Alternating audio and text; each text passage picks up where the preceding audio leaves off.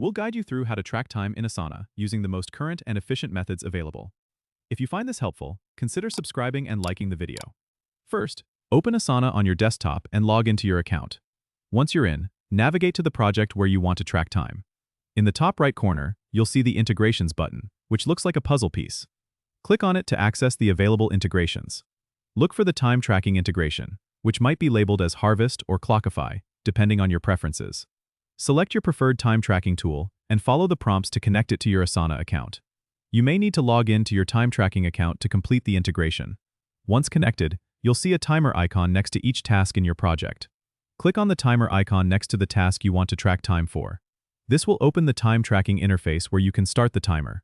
The timer will run in the background as you work on your task, allowing you to keep track of how long you've been working. When you're finished working on the task, click on the timer again to stop it. Your tracked time will automatically be logged in your time tracking tool, and you can view reports and insights directly from there. This integration is incredibly helpful for managing your productivity and ensuring accurate billing if you're working on client projects. If you ever need to adjust the time tracked, you can do so directly in your time tracking tool's interface. Don't forget to subscribe and comment if this helped you out.